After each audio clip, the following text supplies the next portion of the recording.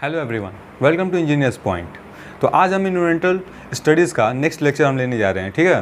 तो जैसा कि पिछले वीडियो में हमने जो भी पढ़ा था उसके आगे कंटिन्यू करेंगे। तो इस वीडियो में पहला टॉपिक होगा हमारा सॉइल इरोजन। तो आगे हम शुरू करते हैं। थोड़ा आप लोगों को आवाज़ में भी चेंज नहीं लग रही होगी, तो फिलहाल मेरा तो तबीयत ख़राब चल रहा है, ठीक है। तो थोड़ा कंप्रोमाइज़ कीजिएगा, मेन फोकस कीजिए स्टडी पे, आवाज़ को थोड़ा कंप्रोमाइज़ कीजिएगा, ठीक है। तो आगे बढ़ते हैं। नेक्स्ट वीडियो हमारा क्या है, नेक्स्ट वीडियो कर रहा हूँ। नेक्स्ट टॉपिक है हमारा सॉइल इरोजन। क्या है? इरोजन, ठीक है। सॉइल इरोजन, आखिर सॉइल इरोजन होता क्या है? सबसे पहले समझते हैं सॉइल इरोजन क्या होता है। तो डिफिनेशन की बात की जाए तो डिफिनेशन हम कह सकते हैं द रिमूवल ऑफ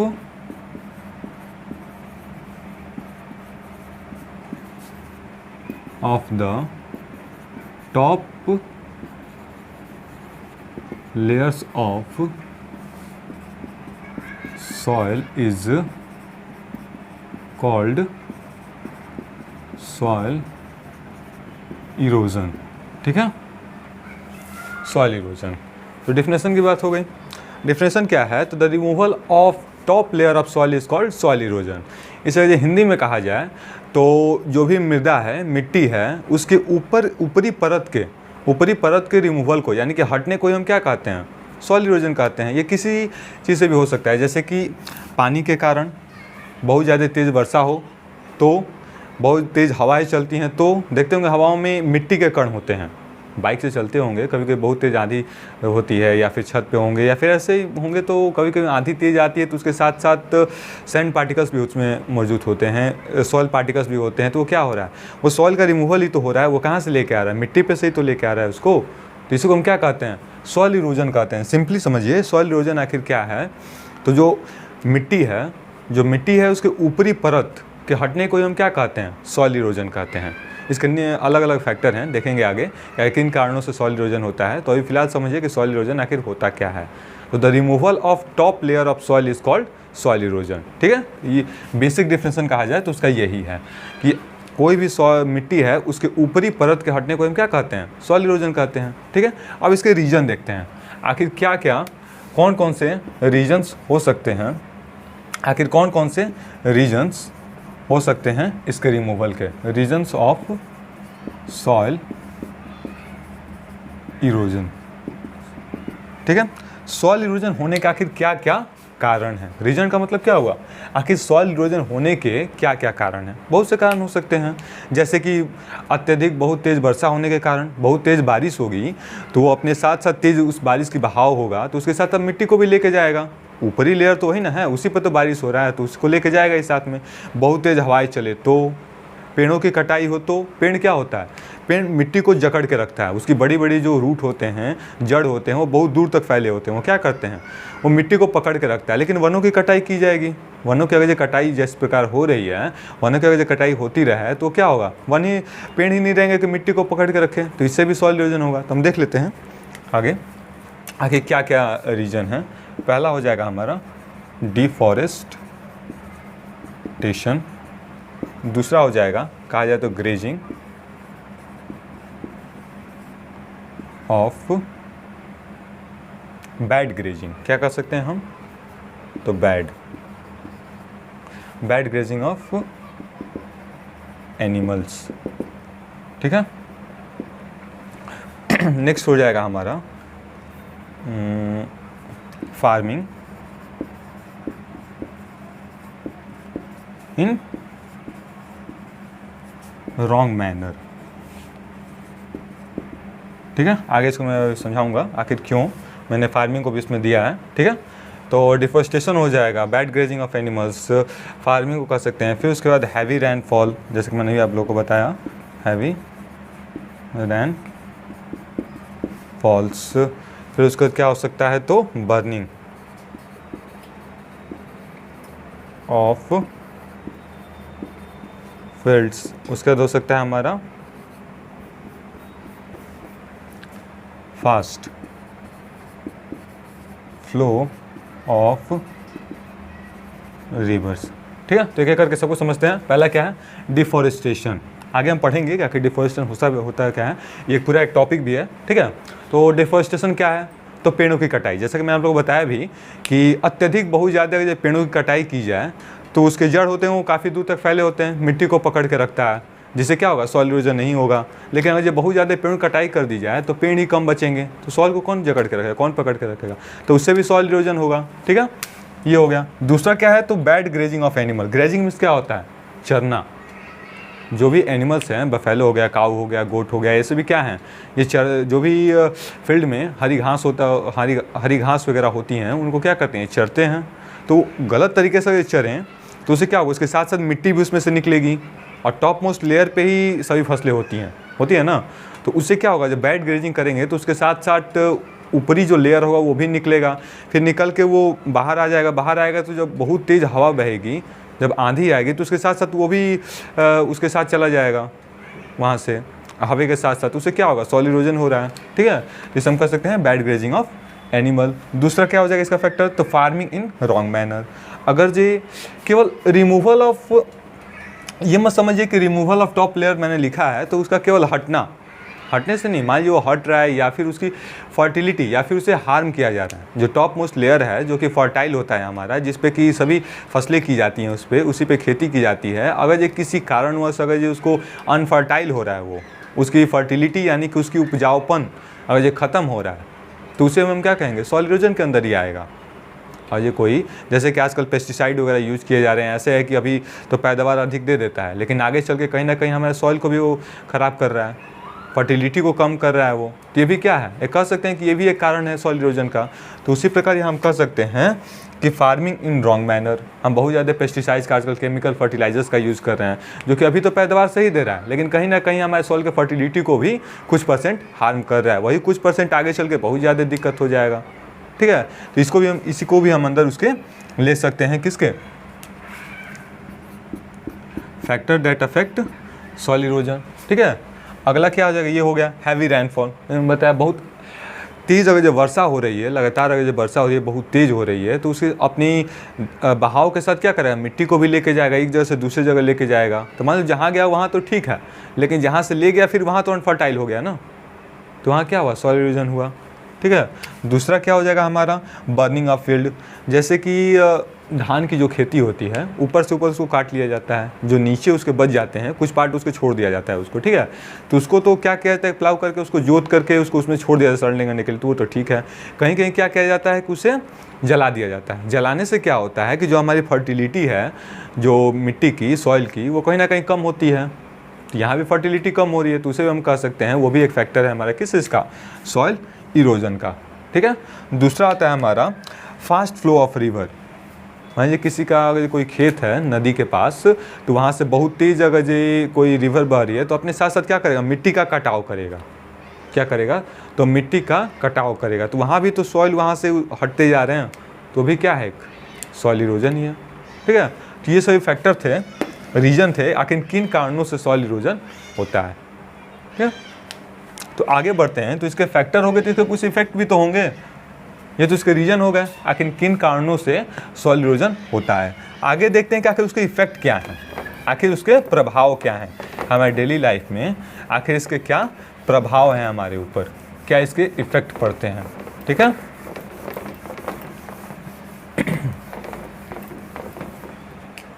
नेक्स्ट हम देखते हैं इफेक्ट्स ऑफ सॉइल इरोजन्स। ठीक है, आखिर क्या इसके प्रभाव हैं। फॉर एग्जांपल मैंने बताया जैसे कि अगर सॉइल इरोजन अगर जे बहुत ज़्यादा हो, मिट्टी का कटाव हो, सिंपली कहें तो सॉइल इरोजन मिट्टी का कटाव होता है। जब हिंदी डिक्शनरी में खोजेंगे तो इसका यही मीनिंग निकल के आएगा कि मिट्टी का कटाव। ठीक है, तो सॉइल इरोजन होगा तो उस पर कुछ फसलें नहीं होंगी, फसलें नहीं होंगी तो फसलों में हमारा पेड़ भी आता है, पेड़ ही नहीं रहेगा तो पेड़ हमें मिट्टी को जकड़ के रखता है, तो उससे क्या होगा? फ्लड यानी कि बाढ़ आने के चांसेस रहेंगे। बाढ़ अगर जाएगा तो उससे क्या होगा? बहुत ज़्यादा हानि होगी। ऐसे अभी के सीज़न में कहीं ना कहीं बाढ़ आते भी हैं, जब पानी वगैरह छोड़ा जाता है उधर डैम वगैरह से, बड़े बड़े डैम से। ठीक है, तो बाढ़ वगैरह आते हैं। तो वहाँ पे क्या होगा, जब पेड़ नहीं होगा तो मिट्टी को जकड़ के नहीं रखेगा, तो सॉइल इरोजन होगा, सॉइल इरोजन होगा तो फिर ऐसे मिट्टी कटते जाएगी तो बाढ़ के चांसेस और ज़्यादा बढ़ेंगे। तो ये एक हमारा क्या हो गया, इसका इफेक्ट हो गया सॉइल इरोजन का। दूसरा क्या हो सकता है, अगर जिसको हम लिखें तो दूसरा हो जाएगा हमारा फर्टिलिटी। दूसरा अगर जो कहें तो इसे लिखते हैं, ऐसे ही बताते हैं, ठीक है। तो पहला हमने क्या बताया कि अभी मैंने बताया जैसे कि सॉइल इरोजन से क्या होता है हमारा, तो फ्लड के चांसेस होते हैं, बाढ़ आने के खतरे होते हैं। दूसरा क्या हो जाएगा, तो सॉइल इरोजन का अनफर्टाइल लैंड होते हैं। जैसे कि मैंने बताया भी कि जब टॉप मोस्ट लेयर ही हमारा हट जाएगा तो फिर खेती कहाँ होगी, वही तो फर्टाइल होता है। तो वही अगर जब हट जाए तो फिर हमारा फार्मिंग भी नहीं हो पाएगा। तो क्या करता है, कहीं ना कहीं इसका एक और इसका इफेक्ट क्या होगा, हमारे लैंड को अनफर्टाइल बनाएगा, अनउपजाऊ बनाएगा। जब उपजाऊ ही नहीं रहेगा तो फसलें कहाँ से होंगी ये। फिर उसके बाद अनफर्टाइल होगा तो कहीं ना कहीं हमारा फार्मिंग का लैंड भी कम होगा, जिस पे हम खेती करने के लिए जो खेती करने योग्य जो हमारे ज़मीन होंगे, भूमि होगी, वो उसकी कमी होगी। अब जैसे कि हमारा डे टू डे पॉपुलेशन बढ़ते जा रहा है तो उसके नीड को पूरा करने के लिए उतनी फार्मिंग भी तो चाहिए उनका भोजन के लिए। अब जैसे कि डे टू डे हमारा बहुत ज़्यादा पॉपुलेशन बढ़ता जा रहा है तो उनके खाने के लिए भी तो उतनी भोजन का भी उपलब्ध करना पड़ेगा ना। तो उपलब्ध कहाँ से होगा, फार्मिंग होगा तभी तो। अब फार्मिंग होगा जब फर्टाइल लैंड रहेगा तब होगा, और जब फर्टाइल लैंड तब रहेगा जब सॉइल इरोजन कम होगा। और सॉइल इरोजन होते जा रहा है, फर्टिलिटी उसकी कम होती जा रही है, तो पैदावार कम होगा, पैदावार कम होगा तो फिर भोजन कहाँ से आएगा, उतने लोगों का डिमांड कहाँ से पूरी होगी। सभी क्या है, इफेक्ट है किस इसके, सॉइल इरोजन के, ठीक है। तो कुछ इसके इफेक्ट है। नेक्स्ट टॉपिक देखते हैं हम, तो आप लोगों को समझ में आएगा होगा सॉइल इरोजन क्या था। तो टॉप मोस्ट लेयर के मिट्टी, सॉइल इरोजन का बेसिक कहा जाए तो मतलब मिट्टी का कटाव। तो टॉप मोस्ट लेयर अगर ये सॉइल का हमारा रिमूवल होता है तो उसी को हम क्या कहते हैं, या फिर टॉप मोस्ट लेयर को किसी चीज़ से हानि होता है उसी को हम क्या कहते हैं, सॉइल इरोजन कहते हैं। उसके हमने क्या देखा, तो उसके रीजन्स देखे या किन किन कारणों से सॉइल इरोजन होता है, उसके कुछ इफेक्ट में हमने देखा कि आखिर क्या उसके इफेक्ट हैं, क्या उसके हानि है, उससे क्या हमें दिक्कतों का सामना करना पड़ता है, ठीक है। अब नेक्स्ट टॉपिक देखते हैं, हमारा होगा बायोडाइवर्सिटी। क्या होगा, तो बायोडाइवर्सिटी।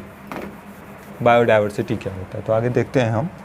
नेक्स्ट टॉपिक हो जाएगा हमारा तो biodiversity.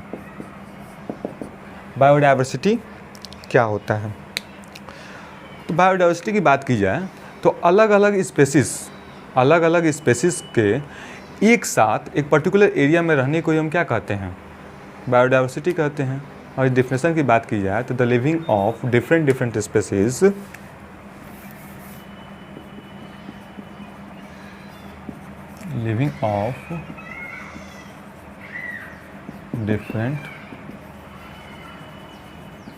different species as together in a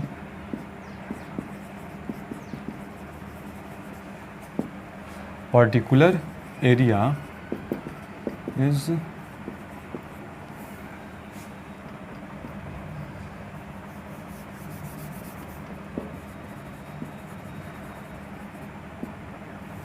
particular है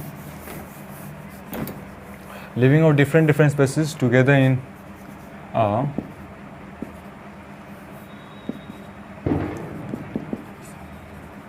particular area is known as biodiversity, ठीक है। बायोडाइवर्सिटी तो अलग अलग स्पेसीज, अलग अलग जाति के ऑर्गेनिज्म, लिविंग ऑर्गेनिज्म क्या होते हैं, जिनमें जीव हो, एक साथ एक पर्टिकुलर एरिया में रहने को ही हम क्या कहते हैं, बायोडाइवर्सिटी कहते हैं, ठीक है। फिर सुनिए, बायोडाइवर्सिटी क्या होता है, तो अलग अलग स्पेसीज यानी कि अलग अलग जातियाँ, लिविंग ऑर्गेनिज्म जिसमें जीव होता है, एक पर्टिकुलर एरिया में एक साथ रहने को ही हम क्या कहते हैं, बायोडाइवर्सिटी कहते हैं, ठीक है। क्लियर हुआ। आगे बढ़ते हैं, ये अब इसके देखते हैं टाइप ऑफ बायोडाइवर्सिटी, जो कि बेसिकली हमारे 3 टाइप में इसको रखा गया है। Types of biodiversity.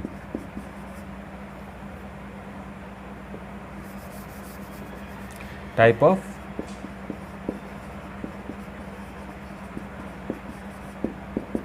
बायोडाइवर्सिटी। ठीक है, तो ये हमारे 3 टाइप के होते हैं बायोडाइवर्सिटी जिसे देखा जाए तो पहला हो जाएगा हमारा स्पेसीज बायोडाइवर्सिटी, दूसरा हो जाएगा जेनेटिक, क्या हो जाएगा हमारा जेनेटिक बायोडाइवर्सिटी, तीसरा हो जाएगा हमारा कम्युनिटी बायोडाइवर्सिटी, क्या हो जाएगा तो कम्युनिटी।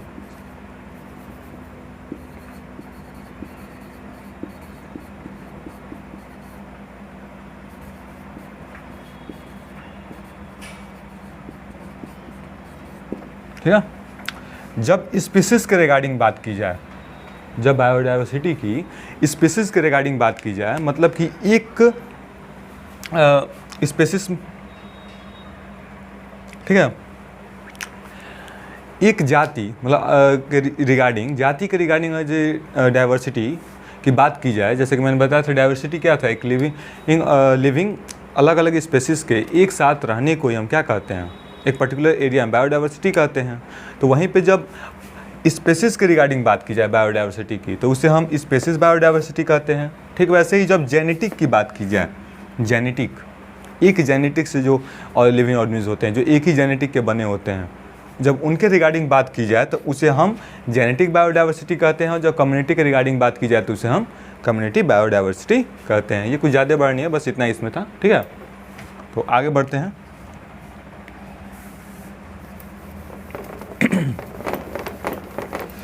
तो तबीयत डिस्टर्ब है, इसी के कारण तो दिक्कतें आ रही हैं। ठीक है, आगे बढ़ते हैं इसी के साथ। तो अगला टॉपिक होगा हमारा डिफॉरेस्टेशन। क्या है? डिफॉरेस्टेशन। लार्ज स्केल में पेड़ों की कटाई को हम क्या कहते हैं? डिफॉरेस्टेशन कहते हैं। देखते हैं, तो नेक्स्ट टॉपिक हो जाएगा हमारा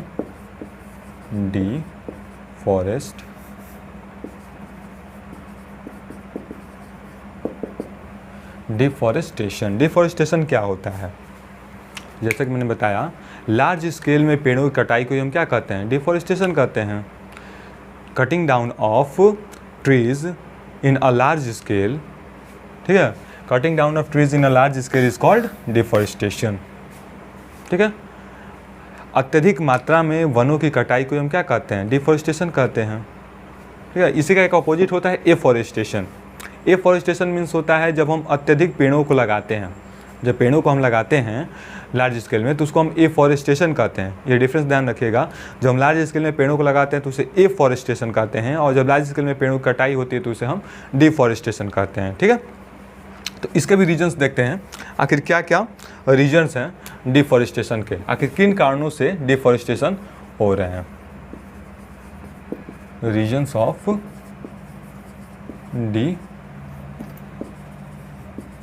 डिफॉरेस्टेशन।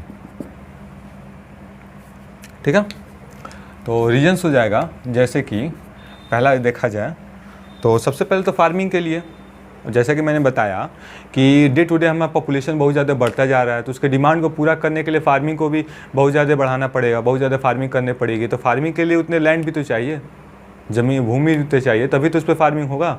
अच्छा हो तब बन क्या जंगल ही जंगल रहेंगे तो फार्मिंग कहाँ होगी? तो उसके लिए भी पेड़ों की कटाई की जाती है। हम क्या कह सकते हैं कि फॉर फार्मिंग। ठीक है, दूसरा हम कह सकते हैं इसमें अर्बनाइजेशन के लिए। अर्बनाइजेशन का मतलब होता है शहरीकरण।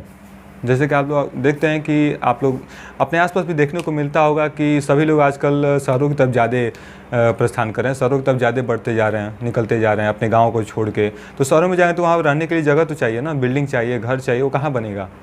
उसको बनाने के लिए फिर वहाँ पेड़ पौधे हैं तो पेड़ वगैरह हैं तो उन्हें काटना पड़ेगा, काट के तब तो वहाँ समतल ज़मीन होगा, तब तो वहाँ घर बनेगा। ठीक है, तो उसके लिए पेड़ों कटाई की जा रही है। तो ये हम कह सकते हैं नेक्स्ट हमारा क्या हो जाएगा? तो अर्बनाइजेशन। अर्बनाइजेशन। ठीक है, नेक्स्ट हमारा हो जाएगा कंस्ट्रक्शन ऑफ रोड्स। आने जाने के लिए रास्तों की ज़रूरत है, जैसे कि रास्ते जस्ट सपोज है तो यहाँ पे कुछ जंगल है और रास्ता यहाँ पे मान लो कि कुछ शहर है, यहाँ शहर है, यहाँ पे शहर है, यहाँ शहर है और यहाँ शहर है। तो रास्ते इधर से होते हुए आएंगे तो ये जंगलों से ऐसे होते हुए निकलेंगे ना। अब यहाँ पे बीच में जंगल आ रहा है, जस्ट सपोज जंगल आ रहा है, तो जंगल में से रास्ते को पास करने के लिए क्या करना पड़ेगा? वनों कटाई करनी पड़ेगी, तभी तो वहाँ से रास्ता बनेगा। ऐसे कैसे बन सकता है? अब ये ऐसा तो नहीं ना कि इसके ऊपर से फ्लाईओवर बना दो, ऐसा संभव है नहीं ना। तो फिर उसके लिए भी जंगलों की कटाई की जाती है। तो हम कह सकते हैं फॉर कंस्ट्रक्शन ऑफ रोड। ठीक है, नेक्स्ट क्या हो जाएगा? आप लोग अपने घरों में भी आसपास देखने को मिलता होगा, टेबल्स है, चेयर है, ये सब किसके बने हैं? वुड के बने हैं। आजकल तो प्लास्टिक फाइबर्स के मिल जाते हैं, लेकिन कहीं ना कहीं सोफ़ा वगैरह हैं वो सभी ज़्यादातर हमको किसके देखने को मिलते हैं? वुड के देखने को मिलते हैं। हमारा जो टेबल है वो वुड का होता है, तो उसके लिए भी वनों कटाई करना पड़ेगा। तो हम कह सकते हैं, क्या कर सकते हैं? तो for commercial use, for commercial things. ठीक है, नेक्स्ट क्या हो जाएगा? वनों कटाई क्यों की जाती है? तो कहीं ना कहीं उसमें कीड़े लग जाते हैं। कभी कभी आप लोगों ने देखा होगा कि आसपास के अपने पेड़ों पे उस पर बहुत ज़्यादा कीड़े लग जाते हैं, दीमक लग जाते हैं। तो वो पेड़ क्या होता है, अपने आप ही सड़ने टूटने लगता है, कमज़ोर हो जाता है, टूट जाता है। तो वहाँ पे भी वनों कटाई कर दी जाती है। ठीक है, तो हम कह सकते हैं कि ये भी एक रीज़न हो सकता है। Effects of insects. ठीक है, क्या है? तो इफेक्ट ऑफ इंसेक्ट, ये भी तो एक रीज़न है। ठीक है, तो ये सभी कुछ रीज़न थे कि किन कारणों से डिफॉरेस्टेशन होता है। क्या है? तो किन कारणों से डिफॉरेस्टेशन होता है। ठीक है, अब देखते हैं कि आखिर क्या क्या इसके इफ़ेक्ट हो सकते हैं, मतलब डिफॉरेस्टेशन के क्या इफ़ेक्ट हो सकते हैं। ठीक है, जैसा कि हमने सॉइल इरोजन में देखा था, आखिर उसके क्या क्या इफ़ेक्ट थे, क्या क्या उसके हानि थी। तो ठीक उसी प्रकार डिफॉरेस्टेशन में भी तो कुछ हानि होगी। देखते हैं।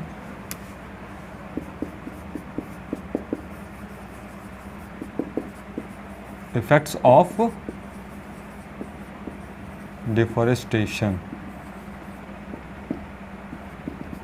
ठीक है, जैसे कि अत्यधिक वनों की कटाई कर दी जाए तो हमारा वाटर लेवल क्या हो जाएगा? डाउन हो जाएगा। कहीं ना कहीं आप लोगों ने देखा भी होगा कि जिस एरियाज़ में सबसे ज़्यादा पेड़ होते हैं वर्षा वहाँ अत्यधिक होती है, जिससे वाटर लेवल मेंटेन होता है। जब पेड़ों की कटाई कर दी जाएगी तो वर्षा कैसे होगी? वर्षा नहीं होगी तो वाटर लेवल कैसे मेंटेन होगा? वाटर लेवल मेंटेन नहीं होगा तो फिर पानी कैसे मिलेगा पीने के लिए या फिर फसलों के लिए? तो ये भी एक उसका क्या है? इफ़ेक्ट है, उसका एक प्रकोप है। तो यहाँ पर हम कह सकते हैं क्या हो जाएगा? तो वाटर लेवल डाउन हो जाएगा हमारा। वाटर लेवल क्या हो जाएगा? डाउन हो जाएगा। दूसरा क्या हो सकता है? आप लोगों ने देखा, सुनने में आता होगा कि इस जगह हिमस्खलन हुआ, इस जगह पहाड़ टूट के गिर गए। आखिर क्यों गिर जाते हैं? जैसे वहाँ पहाड़ क्या होता है, एक दूसरे से चपके होते हैं, कुछ भूकंप आता है, कभी कुछ उसमें दिक्कतें आती हैं। तो क्या होता है, एक दूसरे से अलग होकर गिर जाते हैं। वही अगर जो वहाँ पेड़ हो तो पेड़ क्या होगा? सबको एक दूसरे से बांधे रहेगा, पकड़े रहेगा। तो वहाँ पर क्या होगा? लैंडस्लाइड कम होंगे। तो इसका एक और कारण क्या हो सकता है? लैंडस्लाइड उससे हो सकते हैं। दूसरा क्या हो जाएगा? और ये आगे देखा जाए तो डिफॉरेस्टेशन के कारण तो जो भी हमें फ्यूल्स की कमी हो जाएगी। क्या हो सकता है? तो फ्यूल की लिख सकते हैं कि लॉस ऑफ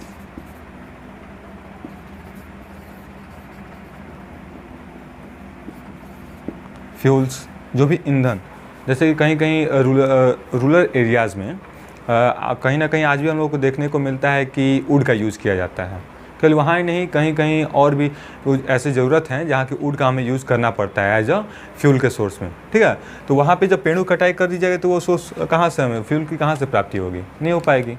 अब देखिए पेड़ों कटाई कर दी जाए तो एक फ्यूल का भी एक जरिया है। दूसरा क्या हो सकता है? अगर जो डिफॉरेस्टेशन कर दिया जाए तो जो पिछला हमने पढ़ा था क्या था? तो सॉइल इरोजन, ये भी एक कारण है। जब पेड़ ही कट जाएंगे तो मिट्टी को कौन पकड़ के रखेगा, कौन जकड़ के रखेगा? मैं कभी से एग्जांपल देते हुए आ रहा हूँ। तो ये भी एक उसका इफेक्ट है, सॉइल इरोजन। फिर क्या हो सकता है हमारा? कहीं ना कहीं हमारा जो पेड़ पौधे हुए हमारे एयर को भी प्यूरीफाई करते हैं।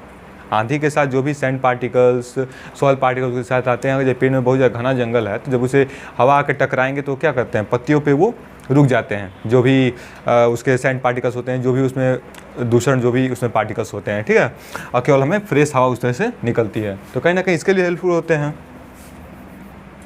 फ्रेश वाटर के लिए, फ्रेश एयर के लिए भी, क्लीन एयर। और क्या हो सकता है, और भी बहुत सारे चांसेस हैं, जैसे कि फ्लड। क्या है, तो फ्लड के भी कारण हो सकते हैं।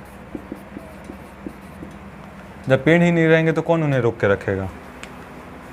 जैसे मैंने पीछे भी एग्जांपल बताया था कि जैसे कि नदी है, नदी के पास अगर कोई मिट्टी वगैरह है तो बहुत ज़्यादा अगर तेज़ वो फास्ट मूविंग कर रही है, अगर नदी बहुत ज़्यादा तेज़ चल रही है तो अपने धार से मिट्टी को कटाव करेगी। वहीं अगर ये पेड़ों को लगा दिया जाए तो मिट्टी को काटेगी तो पेड़ के जड़ उसे पकड़ के रखेंगे, तो वो ज़्यादा नहीं काट पाएगी, बहुत कम काटेगी, लेकिन उतना जैसे मिट्टी को अपने साथ नहीं ले जा पाएगी, बहुत कम, ठीक है। तो यहाँ पे क्या होगा, मिट्टी को पकड़ के रखेंगे, तो इससे क्या होगा, डिफॉरेस्टेशन अगर हो जाएगा तो फिर मिट्टी को कौन पकड़ के रखेगा, आखिर कैसे, वहाँ पेड़ कम हो जाएंगे। तो ये भी उसका एक इफेक्ट है, ठीक है।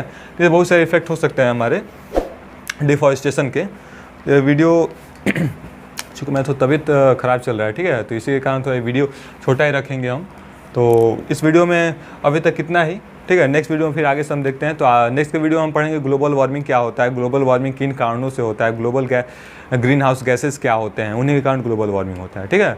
तो उसे हम पढ़ेंगे कि ग्लोबल वार्मिंग क्या होता है, उसके इफेक्ट क्या हैं, उसको कैसे हम कम कर सकते हैं, ये सभी चीज़ें हम पढ़ेंगे नेक्स्ट वीडियो में, ठीक है। तो ये पीछे जो भी हमने टॉपिक पढ़ा, जैसे कि इसके पीछे हमने पढ़ा कि सॉइल इरोजन क्या था, सॉइल इरोजन का रीजन, इफेक्ट पढ़ा हमने, फिर उसका बायोडाइवर्सिटी पढ़ा हमने, फिर उसके बाद हमने पढ़ा कि डिफॉरेस्टेशन। तो इसके रिगार्डिंग आज आपको कोई दिक्कत हो, कोई टॉपिक आपको समझ में ना आया हो, या फिर कोई टॉपिक हमसे इसमें मिस हो गया हो, तो नीचे कमेंट में कमेंट कीजिए और ज़्यादा से ज़्यादा लाइक कीजिए, अपने दोस्तों को भी शेयर कीजिए, ठीक है। तो अभी मैं तो तबीयत ख़राब था, इसी वजह क्लासेस नहीं आ पा रही थी। तो इस वीडियो में बस इतना ही। तो इसी के साथ बस हंसते रहिए, मुस्कुराते रहिए। जय हिंद, जय भारत।